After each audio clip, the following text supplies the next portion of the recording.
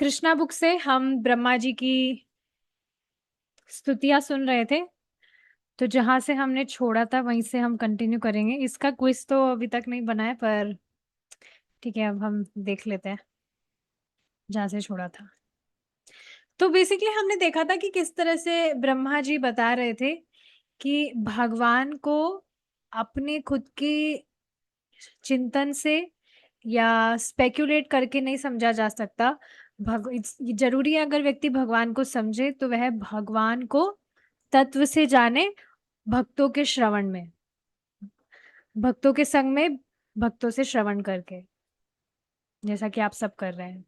देखिए, बहुत इंपॉर्टेंट चीज है, आपको एक बात बताती हूँ इससे रिलेटेड। हमने देखा है, सुना है कि कोई भी व्यक्ति भूत कब बनता है। बताइए, किन्हीं को पता हो तो भूत कैसे बनता है, कोई इंसान, कोई जीवात्मा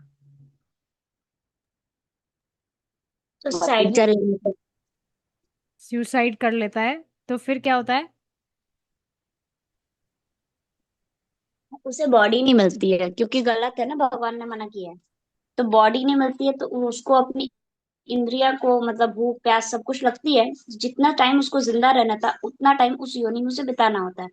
और उसके लिए बॉडी नहीं मिलती है तो स्ट्रगल होता है किसी और बॉडी में प्रवेश करके, उसके द्वारा वो अपनी पूर्ति कर लेता है, खाना पीना या कोई भी चीज। बेसिकली इंद्रिय तृप्ति करने के लिए वो किसी को, व्यक्ति को पकड़ता है। तो मैं ये बात समझाना चाह रही हूँ कि कोई व्यक्ति अगर भगवान को तत्व से नहीं समझकर उनकी भक्ति नहीं कर रहा ना, तो ये सारी चीजें उन्हें परेशान कर सकती है। जैसे हमारे कोई रिश्तेदार है, तो उनका फोन आया था, घर पे बात हो रही थी। तो उनके हस्बैंड जॉब से वापस घर आ रहे थे, तो रात का समय था। तो ये बिल्कुल कहानी नहीं है, बिल्कुल सच्ची घटना है, अभी परसों ही उनका फोन आया था। तो बाहर बैठे थे वो, तो उनकी वाइफ आई उनको बुलाने के लिए कि चलो अंदर चलते हैं, खाने का टाइम हो गया, खाना खाते हैं। तो फिर वो जो व्यक्ति है वो बहुत जोर से चिल्लाए, इस तरह से चिल्लाए कि पहले उन्होंने कभी इस तरह से नहीं चिल्लाया था कि मैं तुम्हारा गुलाम हूं क्या, मैं नहीं आ रहा अंदर, इस तरह से उन्होंने बोला। फिर बाद में, थोड़ी देर बाद में, वो खुद अंदर गए और अपना जो सर है वो दीवार से भिड़ाने लगे, और उनकी जो आंखें हैं वो लाल हो गई। तो फिर बाद में वो कहने लगे कि मैं रहीम हूं। अब रहीम किसी मुस्लिम व्यक्ति का नाम होता है, आप सब जानते ही है। ये बिल्कुल आप मजाक मत समझिएगा। तो वो इस तरह से चिल्ला रहे थे कि मैं रहीम हूँ, मैं ये हूँ, मैं वो हूँ, मैं ये कर दूंगा, मैं वो कर दूंगा। तो मैं इस बात को समझ पा रही थी कि क्योंकि वे लोग भक्ति नहीं कर रहे हैं, तो ये डेफिनेटली माया देवी इस तरह से परेशान करती है। देखिए, माया देवी का एकमात्र काम यही है, जो भी व्यक्ति भगवान की सेवा में नहीं लगा है उनको इस तरह से परेशान ही करती है वो, क्योंकि वो खुद की इंद्रिय तृप्ति करना चाहता है, खुद को भगवान से स्वतंत्र भोक्ता समझकर। यद्यपि उनके घर में भगवान कृष्ण का विग्रह है, लड्डू गोपाल जी है, लेकिन अब पूजा वगैरह पता नहीं कैसे होती है। भगवान को खाने का भोग तो कभी लगता ही नहीं है, कुछ रेगुलेटिव प्रिंसिपल्स फॉलो नहीं हो रहे हैं। तो मैं बताना क्या चाह रही हूँ, ये बात देखिए बताई जाती है कि किसी के घर में विग्रह भी क्यों ना हो, लेकिन अगर प्रमाणित रूप से भगवान को समझकर उस तरह से भगवान की भक्ति और सेवा नहीं की जाएगी, तो वे विग्रह भी सिर्फ एक मूर्ति की तरह ही है, वे आदान प्रदान नहीं करते हैं। जी, मतलब जो भी जिनके भी घर में है। और ये स्पष्ट मैं खुद देख पा रही थी, क्योंकि हमारे घर में भी स्टार्टिंग से ही भगवान का विग्रह है। लेकिन क्योंकि पता ही नहीं था, सबको समझ रहे थे कि सब समान है, भगवान भी, सब भगवान है, किसी की भी पूजा करो। तो उस तरह से भगवान की सेवा नहीं हो रही थी। बहुत मतलब देखिए, इंसान को पता नहीं है तो वो बहुत अपराध भी करता है। मुझे याद है कि मम्मी जो है वो सबको भोग लगाती थी, गणेश जी को भी भोग लगाती थी, छोटी छोटी रोटी बनाती थी, और गणेश जी को भी लगाती थी, भगवान को भी लगाती थी, और माता जी को भी लगाती थी, और सब पर तुलसी रखती थी। गणेश जी की थाली में भी तुलसी, और दुर्गा देवी की थाली में भी तुलसी, सबकी थाली में तुलसी। अब ये बहुत बड़ा अपराध है, क्योंकि जो तुलसी महारानी है वो भगवान कृष्ण की प्रेयसी है, और वो देवताओं को कभी नहीं चढ़ाई जाती है। सिर्फ भगवान या विष्णु तत्व को हम चढ़ाते हैं। राधा रानी को भी तुलसी नहीं हम अर्पित करते हैं। तो अब आप देख रहे हैं ना, पता नहीं है किसी व्यक्ति को तो वो इस तरह से हरे अपराध भी कृष्णा। कर लेता है। जी माता जी। हरे कृष्णा। हरे कृष्णा। बताइए। अच्छा, ऐसे ही आप ग्रीटिंग कर रहे थे, ठीक है, हरे कृष्णा, थैंक यू, अब आए। ठीक है, तो हम ये बेसिकली डिस्कस कर रहे थे कि जो भी व्यक्ति है वो अगर भगवान को तत्व से नहीं समझ रहा है, तो आप देख ही रहे हैं उनके घर में कैसे क्या हो गया। उनमें कोई आत्मा घुस गई है और वो इस तरह से बिहेव कर रहे हैं। बहुत परेशान है वो लोग। लेकिन आप देखिए, किसी के घर में कोई एक व्यक्ति भी भगवान की भक्ति कर रहा है प्रामाणिक रूप से, तो सब घर वाले सेफ हैं। किनको कुछ उस तरह से, मतलब वैसे कुछ विपदा नहीं आएगी जैसे सामान्यता होती है। और इस चीज को आप खुद भी अनुभव कर सकते हैं। मैं तो देखती हूँ कि अब जो घर का एटमॉस्फेयर है, जब भगवान की इस तरह से भक्ति हो रही है, ऐसा पहले नहीं था। तो बहुत जरूरी है कि व्यक्ति भगवान को तत्व से समझे, उनकी उस तरह से प्रामाणिक रूप से सेवा करे, तब वह भगवान से आदान प्रदान भी अनुभव करता है। ठीक है, अब हम आगे देखते हैं। अतः मैं इस निष्कर्ष पर पहुंचा हूं कि आप परमात्मा, परम सत्य तथा आदि पुरुष हैं। और यद्यपि आपने अपनी अचिंत्य दिव्य शक्तियों के द्वारा अपने आप को अनेक विष्णु रूपों या जीवों तथा शक्तियों में विस्तारित कर रखा है, किंतु आप परम अद्वितीय है। आप परम परमात्मा है। और अद्वितीय मतलब आपके जैसा कोई दूसरा नहीं है। चलिए, हम देख रहे थे एक बात जो मैं यहाँ पर आज की क्लास में बताना चाह रही थी, जो मैंने ग्रुप में पढ़ा था, उसको मैंने सेव किया था। तो अब हम देखेंगे।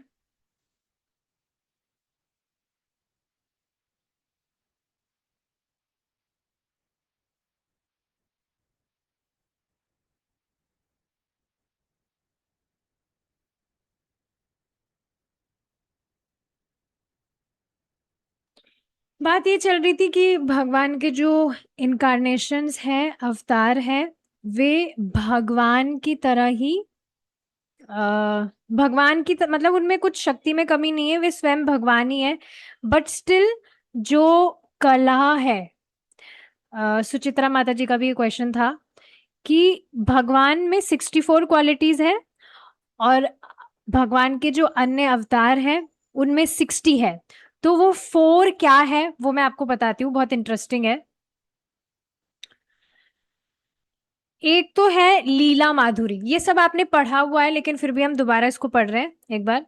लीला माधुरी मतलब कि भगवान के जिस तरह से जो मधुर भगवान लीलाएं करते हैं। भगवान कृष्ण के रूप में आप देख रहे हैं, भगवान बच्चे की लीला कर रहे हैं, फिर मित्रों के साथ लीला कर रहे हैं, फिर गोपियों के साथ लीला कर रहे हैं। तो इस तरह की लीलाएं सिर्फ भगवान कृष्ण ही करते हैं। आप किन्हीं भी विष्णु तत्व को नहीं देखेंगे वो इस तरह की लीला नहीं करते हैं। आप कभी नहीं देखे होंगे कि नरसिंह भगवान जो है, नरसिंह देव भगवान, वे बच्चे के रूप में कुछ लीला करे हो, या भगवान विष्णु किसी के मित्र के साथ में कुछ लीला करे हो, कभी नहीं। तो ये एक है लीला माधुरी, जैसा भगवान कृष्ण के जो लीला भगवान किस जिस तरह से करते हैं, उस तरह से अन्य विष्णु तत्व कर सकते हैं पर करते नहीं है। उसी तरह से नेक्स्ट आता है वेणु माधुरी, कि जिस तरह से भगवान कृष्ण बांसुरी बजाते हैं, उस तरह से आप देखेंगे अन्य विष्णु तत्व बांसुरी नहीं बजाते। वे बजा सकते हैं पर वे बजाते नहीं है। तो वेणु माधुरी एक ये हुआ। एक हुआ प्रेम माधुरी। तो जिस तरह से भगवान के जो भक्त है, उनका भगवान के प्रति जो एक्सटैटिक प्रेम है, आप देखिए ना माता यशोदा किस तरह से बस भगवान के ख्यालों में ही खोई है, गोपियां भगवान के ख्यालों में खोई है, सब भगवान के ख्यालों में खोए हैं। और भगवान जिस तरह से अलग अलग रिलेशनशिप्स में आदान प्रदान करते हैं अपने भक्तों के साथ में, वैसा अन्य विष्णु तत्वों के साथ में नहीं है। और रूप माधुरी, इसको भी आप जानते ही हैं कि भगवान कृष्ण सबसे सुंदर है। इतने सुंदर है कि जो भगवान के विष्णु रूप है वे भी भगवान को देखने की लालसा रखते हैं। ये एक कथा आप जानते ही हैं, भगवान विष्णु ने ब्राह्मण के पुत्र को चुराया था, और उनकी क्योंकि लालसा थी, वे भगवान कृष्ण का दर्शन करना चाहते थे। तो यहाँ तक कि जो भगवान के अन्य जो अवतार है वे भी भगवान का दर्शन करने के लिए इस तरह से लालायित रहते हैं, because Krishna is very sweet. तो ये 4 क्वालिटीज है जो अन्य अवतारों में नहीं है। और जीवात्माओं का तो कहना ही क्या, जीवात्माओं में तो सिर्फ 50 क्वालिटीज होती है। और ये सारी बातें हैं। तो ये बहुत ही इंटरेस्टिंग पॉइंट था। असंख्य जीव मूल अग्नि के स्फुलिंग मात्र की भांति है। हे भगवान, परमात्मा को निर्गुण मानना असत्य है, क्योंकि मैं देख रहा हूं कि आप ही आदि पुरुष हैं। निर्गुण मतलब कि जिसमें कुछ गुण नहीं है, उस दृष्टि से ये टॉपिक अभी माता जी, तिरसा में सिंधु में भी चल ब्लैक रहा है। स्क्रीन हो गया, ब्लैक क्या? स्क्रीन हो गया, ब्लैक स्क्रीन। ब्लैक स्क्रीन हो रही है? हम्म। शुरू से ऐसा थोड़ी है। नहीं, शुरू से नहीं था, अब ठीक हो गया माता जी। ठीक है। तो ये टॉपिक अभी भक्ति रसा में सिंधु में भी चल रहा है कि कैसे भगवान निर्गुण नहीं है। निर्गुण का मतलब लोग समझते हैं निराकारवादी वगैरह कि जिसमें कोई गुण ही ना हो, पर ऐसा नहीं है। बेसिकली ब्रह्म पर बात चल रही है अभी भक्ति रसा में सिंधु में, कि भगवान के ब्रह्म में लीन होना चाहते हैं, सायुज्य मुक्ति जिनको प्राप्त होती है। तो क्योंकि देखिए सायुज्य मुक्ति तो निराकार होती ही है, उसका कोई आकार नहीं है, क्योंकि सॉरी मुक्ति नहीं, ब्रह्म ज्योति, ज्योति का कोई आकार नहीं होता है, ज्योति तो निराकार ही होती है। पर भगवान वो ज्योति नहीं है, भगवान आदि पुरुष है। यही बात यहाँ पर ब्रह्मा जी कह रहे हैं। परमात्मा को निर्गुण मानना असत्य है, क्योंकि मैं देख रहा हूं कि आप ही आदि पुरुष हैं। अच्छा, इसमें एक और बात बहुत इंटरेस्टिंग है, आप देखेंगे परमात्मा जो है 3 स्टेजेस होते हैं, एक तो ब्रह्म की अनुभूति, एक परमात्मा की अनुभूति, और एक स्वयं भगवान की अनुभूति। तो ये 3 स्टेजेस होते हैं। तो ब्रह्म ज्योति तो आप जानते ही हैं, ब्रह्म का अनुभव का अर्थ क्या है। परमात्मा की अनुभूति में क्या होता है, जो परमात्मा है वे न्यूट्रल रहते हैं। जिस तरह से भगवान अपने भक्तों के साथ में आदान प्रदान करते हैं, अ, ये सारी चीजें परमात्मावादियों के साथ में नहीं होती है। अ, भक्तों का जिस तरह से भगवान के प्रति आकर्षण होता है, प्रेम होता है, वैसा आकर्षण और प्रेम परमात्मावादियों का परमात्मा के प्रति नहीं होता। परमात्मा न्यूट्रल रहते हैं, बस जो इच्छा है उसको सैंक्शन करते हैं, पर कुछ ऐसे आदान प्रदान नहीं करते भगवान, स्वयं भगवान की तरह। एक अल्पज्ञ व्यक्ति सोच सकता है कि महाराज नंद के पुत्र होने के कारण आप आदि पुरुष नहीं है, क्योंकि भाई आपका जन्म हुआ है, आप तो बच्चे के रूप में पैदा हुए। आप यकीन नहीं करेंगे, हमारे यहाँ पड़ोस में एक अंकल जी रहते हैं, उन्होंने भी इस तरह से कहा था, भगवान जो है वो शिव जी है।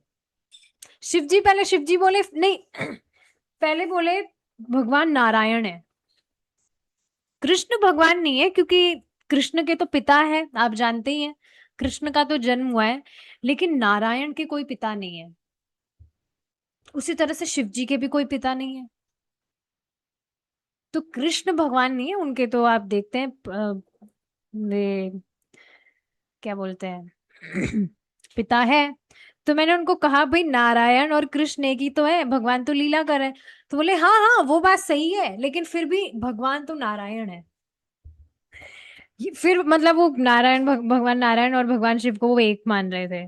तो लोग बहुत कंफ्यूज है इस विषय में। ऐसा ही कुछ यहाँ ब्रह्मा जी कह रहे हैं कि अल्पज्ञ व्यक्ति सोच सकता है कि महाराज नंद के पुत्र होने के कारण आप आदि पुरुष नहीं है, क्योंकि आपका स्वयं का कोई आदि है, महाराज नंद, और एक मनुष्य के भांति उत्पन्न हुए हैं। किंतु वे सब भूल रहे हैं आप वास्तविक आदि पुरुष है, ऐसा मेरा निष्कर्ष है। अब देखिए, लोग इस बात को नहीं जान रहे हैं, उससे कुछ फर्क नहीं पड़ता है। जैसे कि जेल में जो जेलर है, अगर वह प्रेसिडेंट या प्राइम मिनिस्टर को ना पहचाने, तो इससे प्राइम मिनिस्टर की जो सत्ता है उस पर क्या कुछ हानि होगी? बिल्कुल नहीं। ऐसे ही अगर कोई व्यक्ति ये नहीं जान रहा है कि भगवान कृष्ण ही भगवान है, तो भगवान की भगवत्ता पर कोई उस पर हानि नहीं होगी। भगवान फिर भी भगवान ही रहेंगे। वे अनादिकाल से भगवान है, और अनंत काल तक रहेंगे। ठीक है। आप परम सत्य, आप नंद के पुत्र होकर भी आदि पुरुष हैं, और इसमें कोई संदेह नहीं है। आप परम सत्य हैं, और इस भौतिक अंधकार से संबंध आपका नहीं है। आप मूल ब्रह्म ज्योति तथा सूर्य, चंद्र एवं नक्षत्रों जैसे भौतिक ज्योतिषों के स्रोत हैं।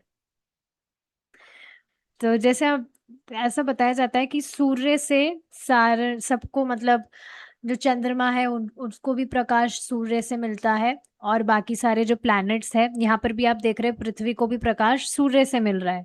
तो बाकी सारे भी जो प्लैनेट्स हैं उनको प्रकाश सूर्य से मिल रहा है, लेकिन उस सूर्य को भी प्रकाश स्वयं भगवान से प्राप्त हो रहा है। ब्रह्म ज्योति जिसे कहता है। और ये बात आप जानते ही है, भगवान के आध्यात्मिक जगत में आ, सूर्य चंद्रमा की कुछ आवश्यकता नहीं है। भगवान के खुद के वपु से ही सारा जो आध्यात्मिक जगत है वे प्रकाशमान है। हाँ, लेकिन भगवान की सेवा के लिए फिर भी जो भक्त है वो सूर्य चंद्रमा बन जाते हैं, पर उस तरह से वहां पर आवश्यकता नहीं है। एक और बहुत इंटरेस्टिंग चीज बताई जाती है कि ये भौतिक जगत इतना अंधकार में है कि अगर सूर्य के प्रकाश ना पड़े, तो बस ये जो पूरा भौतिक जगत है ये अंधकार में ही डूबा रहेगा।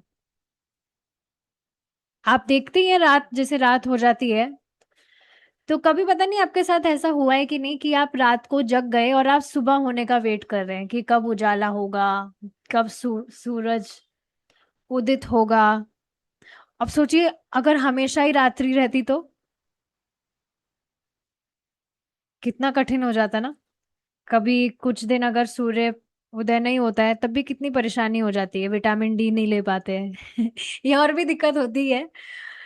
तो देख सकते हैं आप, ये भौतिक जगत पूरा अंधकार में है। आपका दिव्य तेज ब्रह्म ज्योति के समरूप है। जैसा कि ब्रह्म संहिता में कहा गया है, ब्रह्म ज्योति और कुछ ना होकर साक्षात आपका शारीरिक तेज है। देखिए, ये ब्रह्म ज्योति वाला जो है ना, ये इससे मुझे ना भक्ति रसामय सिंधु का जो श्लोक है वो बहुत मुझे याद आ रहा है, बिल्कुल मेरे दिमाग में छाया हुआ है। बहुत सुंदर श्लोक है। आपको एक बार मैं फोटो दिखाती हूँ जो मैंने चैट जीपीटी से बनाया था। मैंने प्रभु जी से भी शेयर किया था। ये देखिए। तो इसमें आप देख पा रहे हैं कि कैसे जो भगवान है, इस तरह से बताया गया था कि भगवान का जो दिव्य वपु है, उससे जो उनका प्रकाश निकल रहा था वह दीवार पर पड़ रहा था, और वह दीवार मरकट मणि से बनी हो, इस प्रकार वह प्रतीत हो रही थी। तो इस फोटो को आप देख ही सकते हैं, आई ट्राइड इट। जी माता जी, मैंने तो देखा है पर आप सबको तो दिखाइए, कहाँ दिख रहा है कुछ भी। दिखा तो मैंने, दिखाया तो है आपको, दिख नहीं रहा? मैंने शेयर की है स्क्रीन। नहीं, अभी आया अभी आया। हम्म। तो इसको आप देख सकते हैं, जो दीवार है मरकट मणि जैसी लग रही है। बहुत सुंदर है कि भगवान के जो साइड लॉन्ग ग्लांसेस है, भगवान जो देख रहे हैं अपनी तीखी नजरों से, तो वह जो शार्प टूल होता है, छेनी छेनी छेनी की तरह काम कर रहा है। श्रीमती राधा रानी ने स्वयं ने ये श्लोक बोला है कि ये नवीन विश्वकर्मा कौन है। नवीन मतलब जिसको पहले हमने कभी देखा नहीं। विश्वकर्मा कौन है? ये विश्वकर्मा आप जानते ही हैं, जो एक्सपर्ट है बिल्डिंग्स वगैरह बनाने में। तो उन्होंने सोचा कि ये कोई नवीन विश्वकर्मा है, क्योंकि ये कुछ यहाँ पर दीवार वगैरह कुछ चुन रहे हैं, कुछ बना रहे हैं यहाँ पर गौशाला के लिए। तो फिर हाँ, बाद में उन्होंने कहा कि ये जो पुरुष है, इनके जो साइड लॉन्ग ग्लांसेस है, तीखी निगाहें हैं, वह छेनी की तरह काम कर रही है। आ, हमारे जो क्या वर्ड था वो, डेकोरम को हिंदी में क्या बोलते हैं, धर्म, कुछ ऐसे वर्ड था। तो मरकट के पत्थरों पर वार करने जैसा काम कर रही है भगवान की जो साइड लॉन्ग ग्लांसेस है हमारे, मतलब आप देखेंगे जो गोपियां हैं वे सब क्या बोलते हैं, पतिव्रता जो होती है, मतलब बहुत अच्छे से घर के काम करती है, पति का बहुत अच्छे से ध्यान रखती है। तो हमारा ये जो हम जो धर्म पालन करते आए हैं हमारा, उस पर ये छेनी की तरह काम कर रही है। हमारा ये जो हम धर्म पालन करते आए, इतना हम पवित्र जीवन जिए हैं, वह मरकट के पत्थर के समान है, और उस पर भगवान की ये जो नजरें हैं वह छेनी की तरह काम कर रही है, तोड़ रही है उसको। So like that. एक और बहुत सुंदर बात मुझे इसमें लगी थी, जो बताई गई थी, प्रभु जी ने ही बताई थी, कि यद्यपि श्रीमती राधा रानी कह रही है यहाँ पर कि विश्वकर्मा कौन है, पर वास्तव में श्रीमती राधा रानी भगवान कृष्ण के अलावा कभी किसी को देखी ही नहीं। उनको मतलब ही नहीं है, because she is in love with Krishna, बस हमेशा भगवान के ही थॉट्स में श्रीमती राधा रानी एब्जॉर्ब्ड है। तो कृष्ण के अलावा वास्तव में वो किन्हीं को देखी ही नहीं।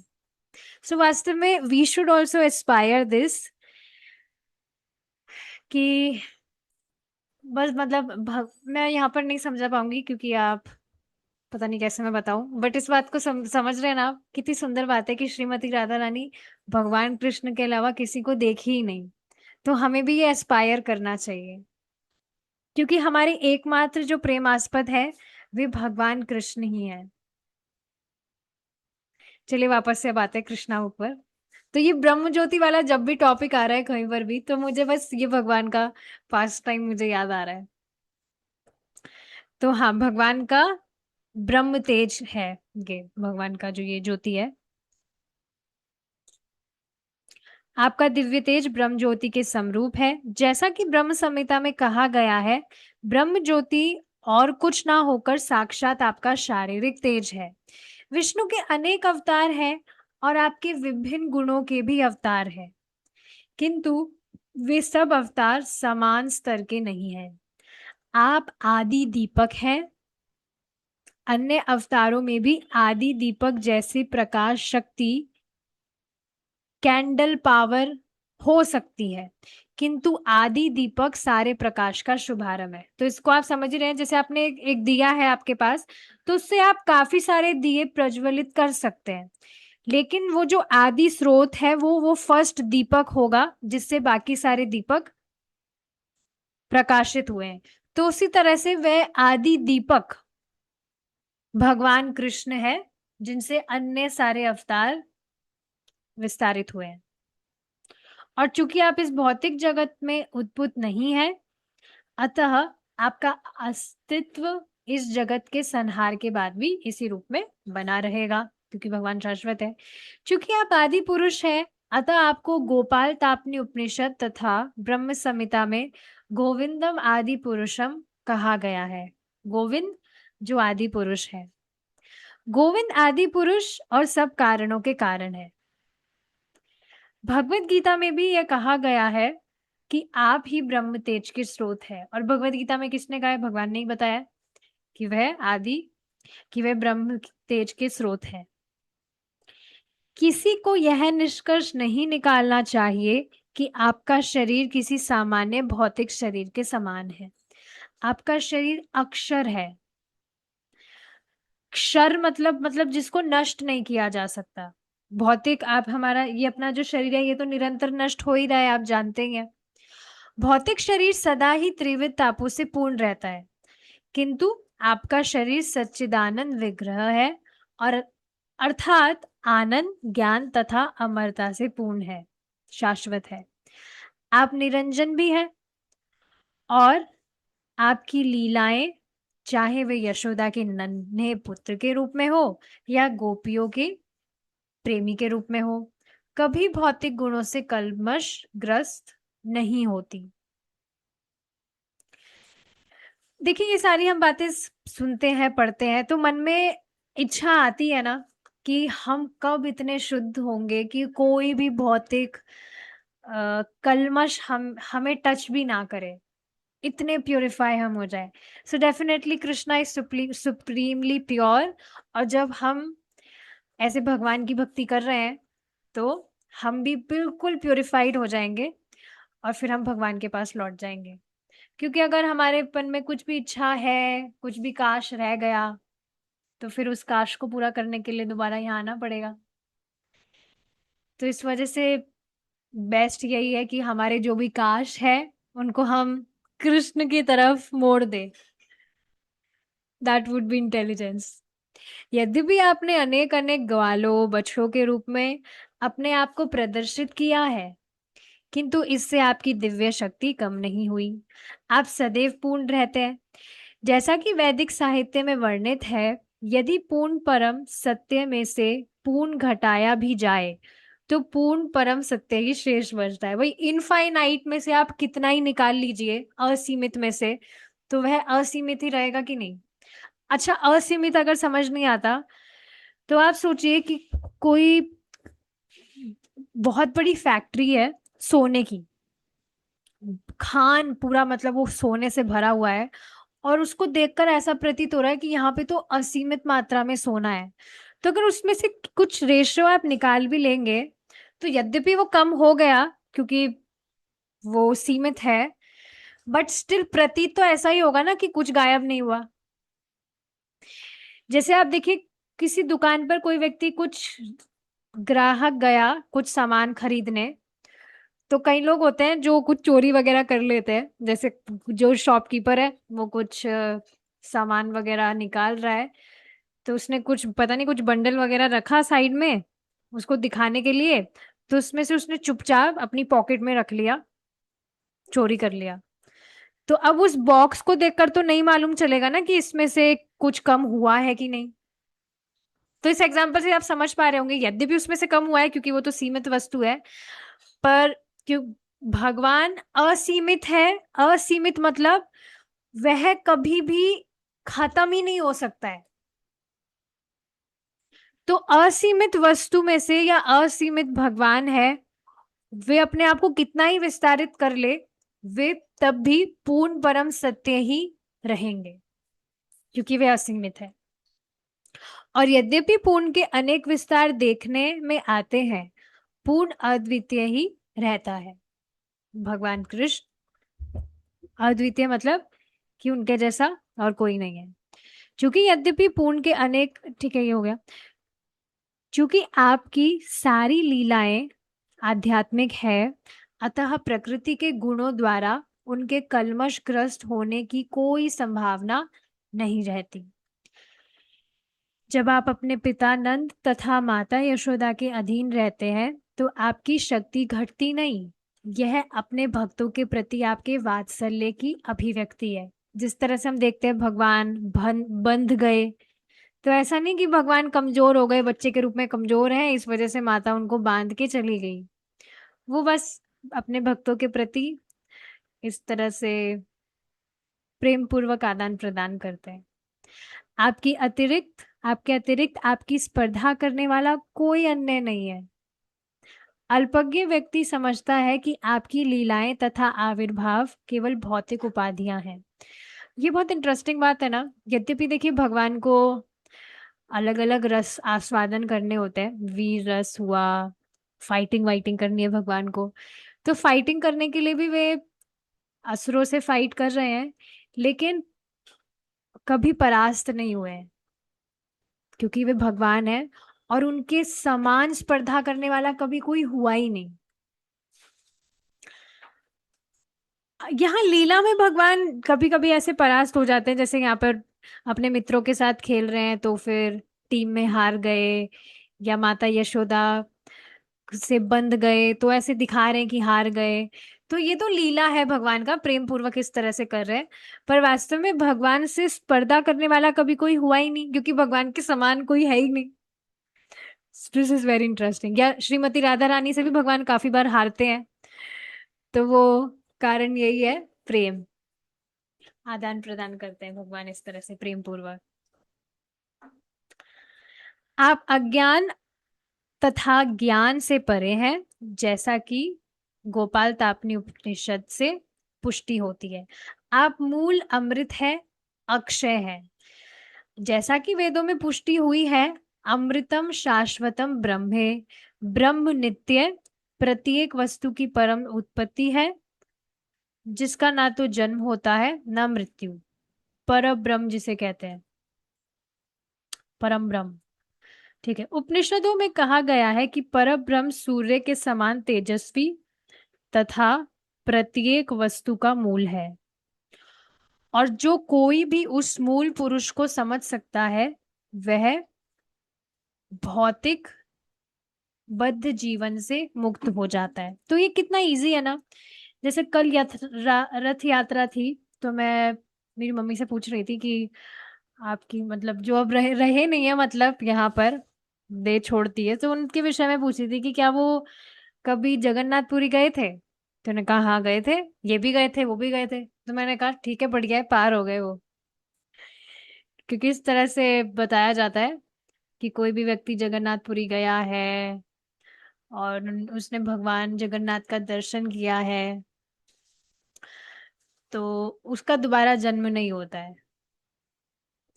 तो मैं यही बता रही थी कि कितना इजी है ना। तो मम्मी ने कहा मैं भी जाऊंगी, मैं भी जाऊंगी।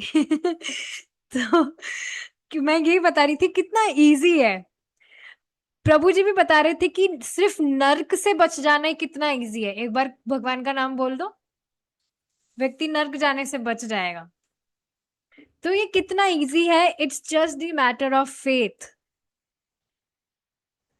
एक और बहुत सुंदर बात प्रभु जी ने आज रखी थी, शायद इससे पहले इस तरह से नहीं रखी, आज नहीं मतलब कल, कल शाम की क्लास में, कि जब हम ये सुनते हैं कि भगवान का नाम कोई व्यक्ति एक बार भी लिया है तो वह नर्क नहीं जाएगा अब कभी भी, तो ये सुनकर हमें हमें हमारी भगवान के नाम के प्रति कितनी श्रद्धा बढ़ जानी चाहिए कि नाम प्रभु कितने ज्यादा कृपालु हैं।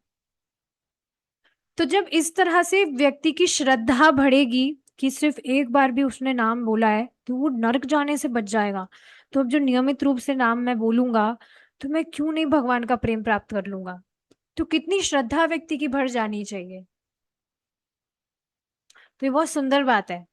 तो ये कितना इजी है सब कुछ, बहुत इजी है। बट बस श्रद्धा, कमी है तो श्रद्धा की। अगर व्यक्ति को श्रद्धा हो तो वास्तव में हर दिन उसका उत्सव है, क्योंकि उसको भगवान कृष्ण की भक्ति करने का अवसर प्राप्त हो रहा है।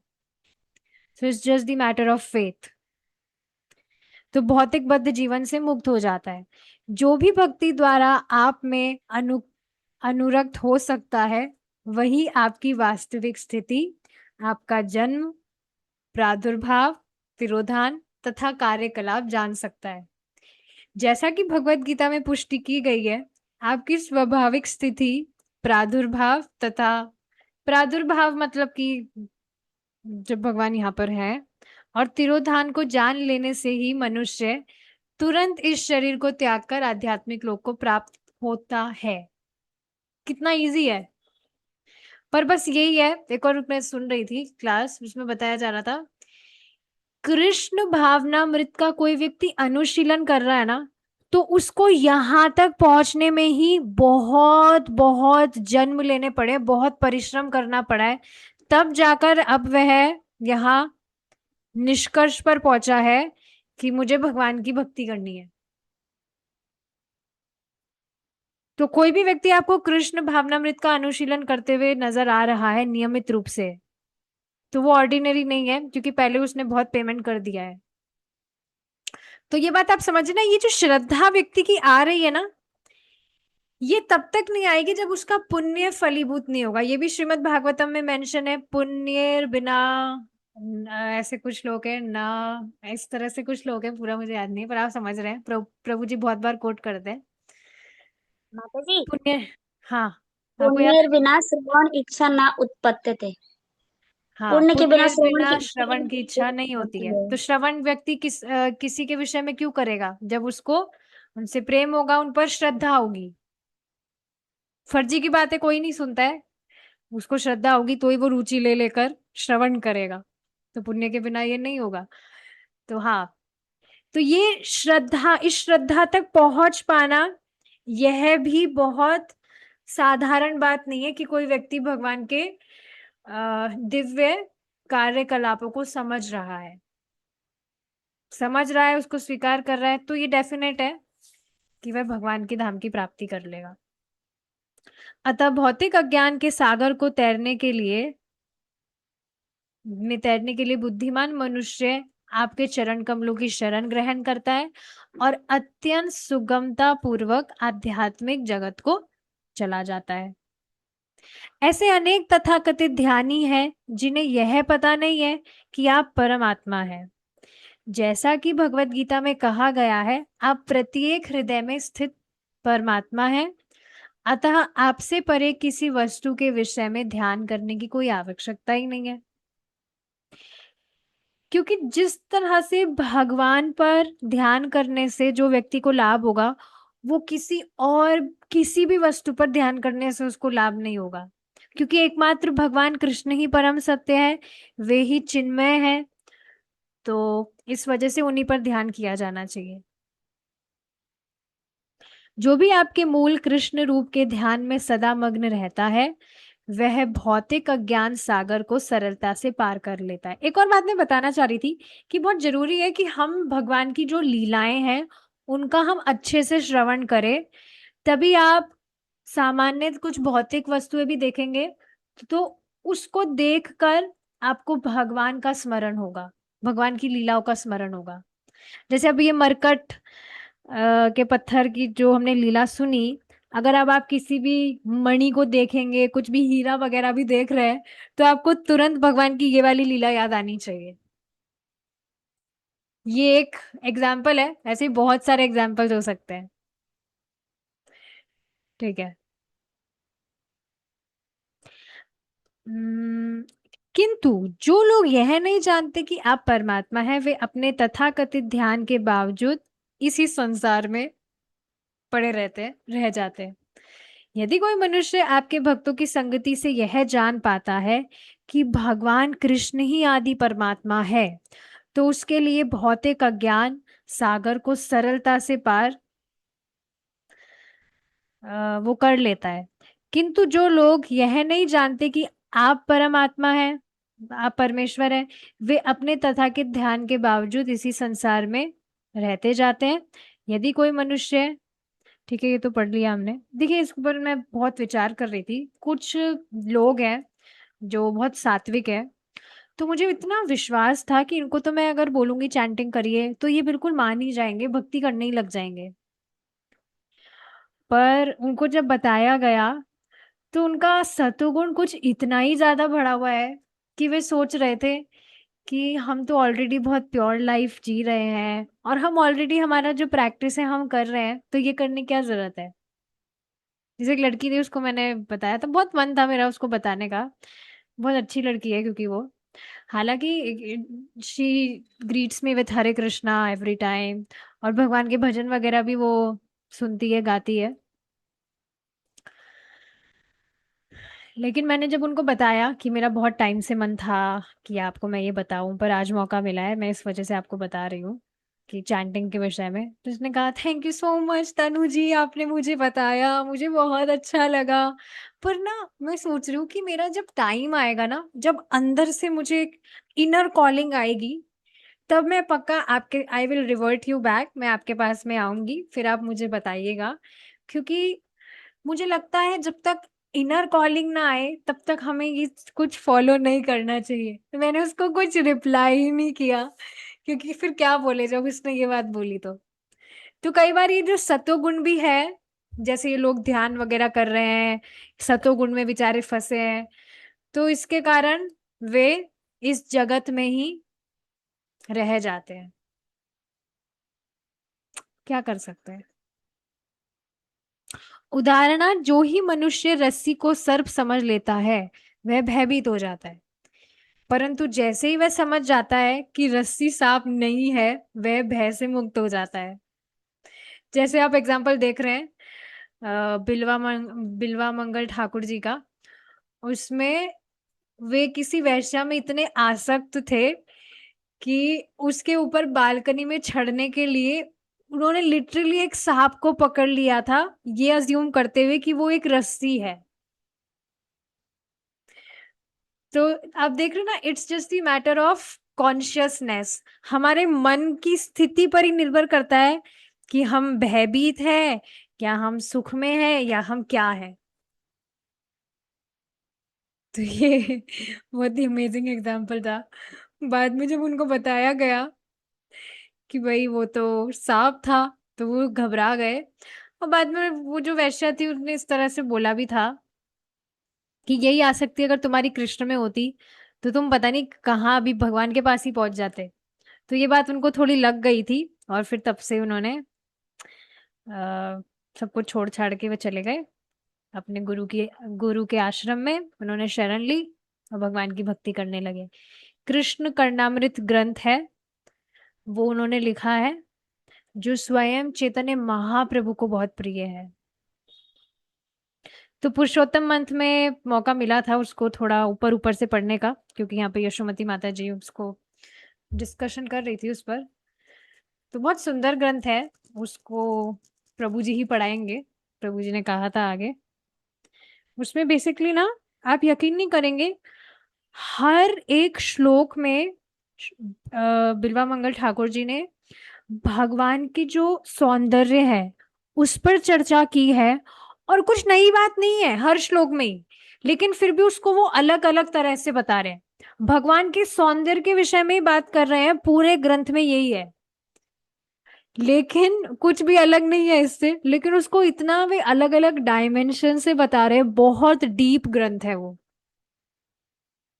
श्रीला कृष्णदास कविराज गोस्वामी जी ने इस पर टीकाएं भी की है। तो प्रभु जी पढ़ाएंगे इसको जब हम पढ़ेंगे, बहुत सुंदर है। और उसमें तो सच में बहुत मेडिटेटिव श्लोक आएंगे। उसमें बहुत सारी मैं फोटोज भी बनाऊंगी चैट जीपीटी से। बहुत उस पे फिर हम ट्राई भी करेंगे कि हम उनका स्मरण करें हम जपा करते समय, और बहुत सारी चीजें। बहुत सुंदर ग्रंथ है।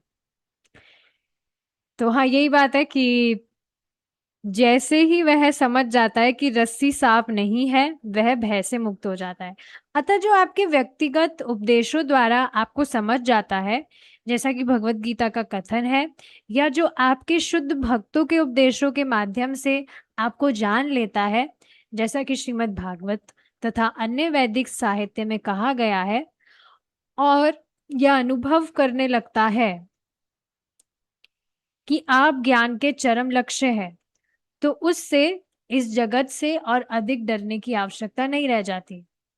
ये बात भी आप समझ ही रहे हैं ना, कि जो भी व्यक्ति भगवान कृष्ण की शरण लिया है वह भय मुक्त हो जाता है, क्योंकि भाई भगवान हमारे साथ में है, तो फिर भय की क्या चिंता है। प्लीज इस बात को याद रखिए, आप जब भी आपको कुछ टेंशन हो, कुछ भी भय आए, तुरंत आप कृष्ण का स्मरण कीजिए। और ये बात हमेशा याद रखिए कि आप भगवान की शरणागति है, भगवान की शरण में आप, तो भगवान हमेशा आपके साथ में है, कुछ आपके साथ में गलत नहीं होगा। और you can immediately chant Hare Krishna, तुरंत आपको भगवान की संगति प्राप्त हो जाएगी। मैं हमेशा इस तरह से करती हूँ। जैसे वैसे तो कुछ भय नहीं है, पर जैसे कभी छिपकली वगैरह दिखती है, या कुत्ते वगैरह घूमते हैं बाहर, फूल वगैरह लेने जा रही हूँ, या कभी ड्राइविंग भी हो करती हूँ मैं, तो फिर थोड़ा डर लगता है एक्सीडेंट वगैरह ना हो जाए। So I chant Hare Krishna and I, सब कुछ ठीक हो जाता है। तो इस तरह से हम कर सकते हैं, तुरंत भगवान की संगति हमें प्राप्त हो रही है, तो हम उस समय सुरक्षित है, ये बात है। चलिए एक पैराग्राफ और पढ़ लेते हैं, फिर रुकेंगे। तथाकथित मुक्ति तथा बंधन उस व्यक्ति के लिए निरर्थक है जो आपकी भक्ति में पहले ही लग चुका है। तो ये आप बात समझ रहे हैं कि वो व्यक्ति तो ऑलरेडी ही मुक्त हो गया है जो भगवान की भक्ति कर रहा है। और भक्त मुक्त मुक्त मुक्त होने के लिए या कर्म बंधन से मुक्त होने के लिए प्रयास नहीं कर रहे, वो तो वैसे ही वो साइड बेनिफिट है ये तो, क्योंकि भगवान की भक्ति कर रहे हैं। जिस प्रकार जो व्यक्ति यह जान लेता है कि यह सर्प नहीं अपितु रस्सी है, वह भय से रहित हो जाता है। ये बहुत सुंदर बात है ना। इससे देखिए कितनी क्लैरिटी मिल रही है। आप जीवन में जो भी करते हैं, आपको ज्यादा सोचने की जरूरत नहीं पड़ती है कि इससे मुझे पाप लगेगा या इससे मुझे पुण्य मिलेगा या क्या होगा।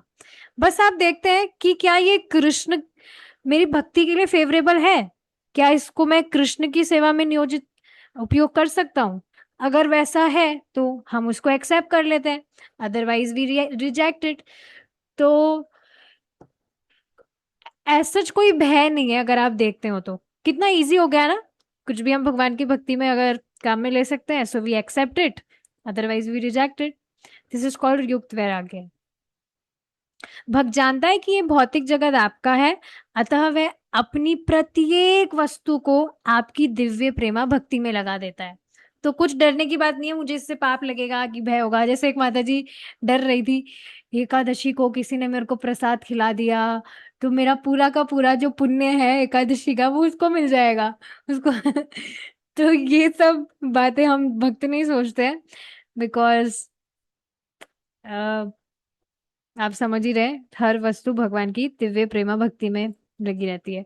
और भक्तों से हमें देखिए प्रसाद, हमें ये तो नेक्टर ऑफ इंस्ट्रक्शन में हम देखते ही है ना, गुह्यम आख्याति पृच्छति भुंक्ते भोजते चैवा, कि भोजन देना, भोजन स्वीकार करना, गिफ्ट देना, गिफ्ट स्वीकार करना, मन की बात कहना, मन की बात सुनना। तो ये तो लविंग एक्सचेंजेस है जिससे प्रीति बढ़ती है। तो इस तरह से कुछ नहीं है, बल्कि बहुत अच्छा लगता है कि भक्तों को हमने कुछ दिया, वो भगवान की सेवा में नियोजित कर पाएंगे उसको। It's very relieving. और किसी दूसरे को तो देने में डर लगता है, पता नहीं भगवान की सेवा में नियोजित करेगा कि नहीं। तो उसको हम भगवान का ऑफर्ड वस्तु ही देते हैं कि भाई प्रसादम के तौर पर वो उसको खुद उपयोग करे।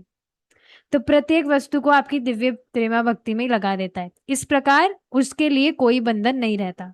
जो व्यक्ति पहले से सूर्य लोक में स्थित हो, उसके लिए दिन रात में सूर्य के उदय या अस्त का प्रश्न ही नहीं उठता। तो शायद सूर्य लोक में कभी रात नहीं होती है, यहाँ से मालूम चल रहा है। सोते कैसे होंगे वहां पे लोग, सोने के लिए तो अंधेरा चाहिए। बट एनीवेज मुझे नहीं पता, क्योंकि मैं वहां कभी गई नहीं। गए थे हम कभी ना कभी, सूर्य लोक से भी होकर आए हैं डेफिनेटली, पर अभी याद नहीं है। ठीक है। तो यह भी कहा जाता है कि आप सूर्य तुल्य है और माया अंधकार जैसी है। सूर्य की उपस्थिति में अंधकार होने का प्रश्न नहीं उठता। अतः जो लोग आपकी सेवा में लगे रहकर आपके समक्ष रहते हैं, उनके लिए बंधन या मोक्ष का प्रश्न ही नहीं रह जाता। वे पहले से ही मुक्त है। दूसरी ओर जो लोग आपके चरण कमलों की शरण ग्रहण किए बिना ही अपने आप को मुक्त समझते हैं, वे नीचे गिर जाते हैं, क्योंकि उनकी बुद्धि विमल नहीं होती। जैसे देखिए कल की क्लास में भी प्रभु जी ने बताया था ना एक एग्जाम्पल, कि कोई व्यक्ति है, वो ब्राह्मण परिवार में जन्म लिए थे और कह रहे हैं कि मांस खाने से उनको सेल्फ सेटिस्फेक्शन होता है। तो ये वास्तव में लोगों की बुद्धि खराब है, इस वजह से वे ऐसा ऐसी ऐसी बातें करते हैं। अब ऐसे लोगों पर मुझे समझ नहीं आता, गुस्सा की जाए या उन पर दया की जाए। मिक्स्ड इमोशंस आते हैं उनकी बात पर, थोड़ा क्रोध भी आता है कि कैसी बकवास कर रहे हैं, और फिर थोड़ी दया भी आती है कि अज्ञान के कारण इस तरह से सोचकर ऐसी चीजों में प्रवृत्त हो रहे हैं। तो लोगों की क्योंकि बुद्धि खराब है, इस वजह से लोग इस तरह से इन चीजों में लगे रहते हैं और फिर नीचे गिर जाते हैं। उनकी बुद्धि विमल नहीं होती। तो ये सारी चीजें हैं। ठीक है, अब आगे का जो डिस्कशन है वो भगवान ने चाहा तो हम कल कंटिन्यू करेंगे। 58। अभी तो है थोड़ा बहुत और। जी माता जी बताइए।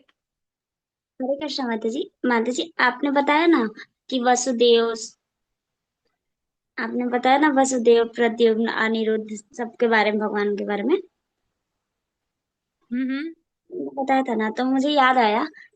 मैंने क्लास में एक बार सुना था। पहले माता जी ये बता दीजिए, वैवस्वत मन। मनवंतर चल रहा है? हाँ। नहीं, मनवंतर वही। हाँ, तो इसमें लिखा हुआ है रामचरितमानस में भी और भी जगह कि जब तक सूर्य और चंद्रमा है, जब तक गंगा जी और यमुना जी हैं, तब तक भगवान का नाम रहेगा। तो ये तो कलयुग बढ़ने पर भी रहेगा, कभी सूखेंगी नहीं, और सूर्य चंद्रमा भी। लेकिन एक और बात इसमें ऐड में आ रही हूँ।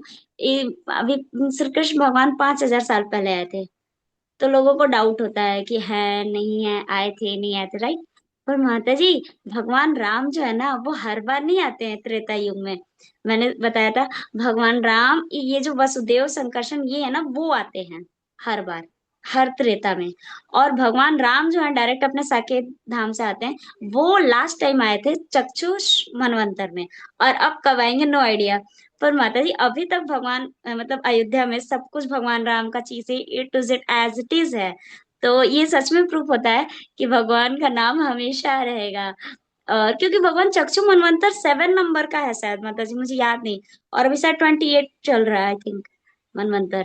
तो अभी बहुत दूर है माता जी। और ये भी गारंटी नहीं कि इसके पहले जो चक्षु मनवंतर थे वो वाले, प्रभु जी बता रहे थे इसके पहले जो मनवंतर था ना, दूसरे वाले ब्रह्मा जी के दिन, मतलब दूसरे वाले ब्रह्मा जी में, वो वाले में आए थे राम, मतलब डायरेक्ट वाले राम जी। वैसे तो हर त्रेता में आते हैं वसुदेव संकर्षण वाले। तो माता जी अभी तक भगवान राम का नाम है, और हर जगह है। और माता जी अयोध्या में तो पग पग पर लोग बताते हैं, यहाँ पे भगवान ने ये किया था, यहाँ पे भगवान ने ये किया था। तो माता जी अभी तक है, तो ये तो प्रूफ होता है कि भगवान का नाम हमेशा रहेगा। ये बोलना था। जी माता जी, कितनी सुंदर बात है ना ये। और भगवान ने भी देखिए भगवत गीता का ज्ञान 5,000 वर्ष पहले दिया था, वह अभी तक एज इट इज है। तो स्पष्ट हम देख सकते हैं कि भगवान की अरेंजमेंट से ये सब कुछ पॉसिबल है। So it's very nice. और बहुत ही दुर्लभ वो सब लोग हैं, भक्त हैं, जो इस बातों को समझकर स्वीकार करके उनकी भक्ति करते हैं। नहीं तो बाकी सब तो ऐसे ही सोचते हैं, हाँ वो आए थे किसी टाइम पर, अब चले गए, अब पता नहीं कहाँ चले गए। कंफ्यूज रहते हैं लोग। चलिए ठीक है, thank you so much for your time, हम यहाँ पर रुकेंगे अब। श्री कृष्ण भगवान की जय। श्रील प्रभुपाद की जय। हरे कृष्ण।